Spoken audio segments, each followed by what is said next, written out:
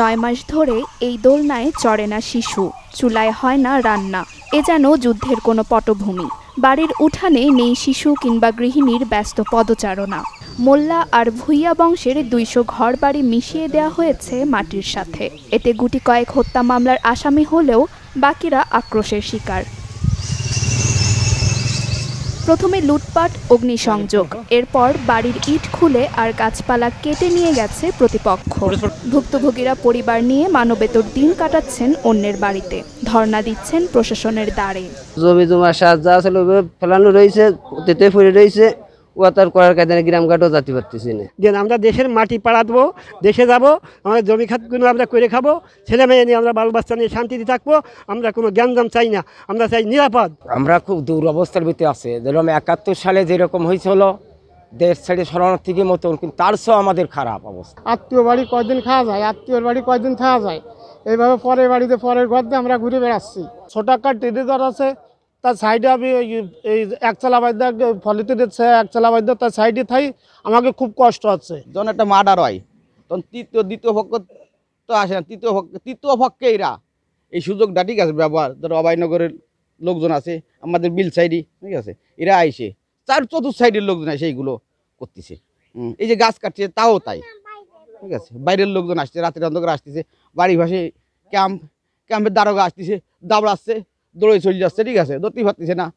2023 সালে 20 জুলাই নড়াইলের কালিয়া উপজেলায় পেরলি গ্রামে আধিপত্য বিস্তার নিয়ে খুন হন যুবলীগ কর্মী আজাদ শেখ।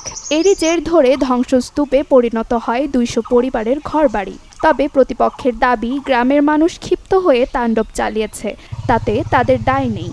দায়ভারটা কে নিবে এখন এই কথাটা কি করে বলবো? কারণ হচ্ছে কি, আমার ভাইকে যখন ওরা মাইরেতে চলে যায়, তারা নিজেরা তো অগ্নিকাণ্ড বা আগুন মুক্ত হয়, তারা নিজেরাই চলে গেছে এলাকার থেকে।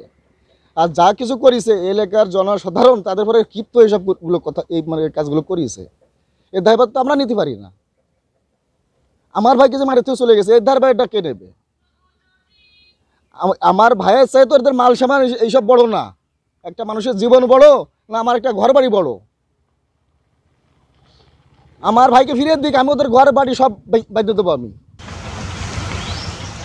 যদিও গ্রামের মানুষ এত সব তাণ্ডবের ঘোর বিরোধী, বলছেন আইন হাতে নেওয়া ঠিক না।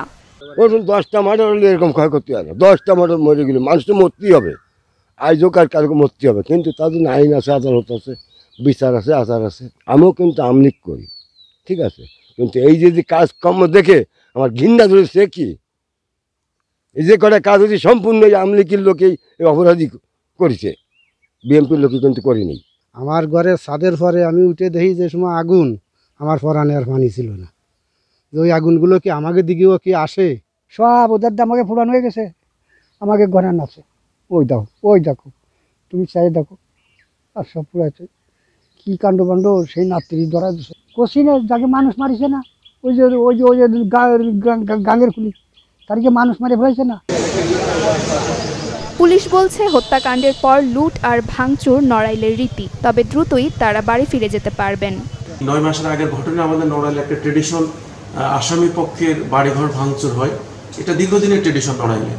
তো আমি গত 4 মাসে আসার পরে আমি বিভিন্ন জায়গায় মিটিং করেছি, বিট মিটিং, আমরা কমিউনিটি পুলিশিং করেছি, করে মোটামুটি মানুষকে এইগুলোর থেকে বের হয়ে আসার জন্য আহ্বান জানাচ্ছি। কোর্টে বিচারাধীন মামলা কোর্ট বিচার করবে, সেখানে বিচারক যেটা মনে করেন, বিজ্ঞ কোর্ট যে সিদ্ধান্ত হবে সেই অনুযায়ী বিচার হবে।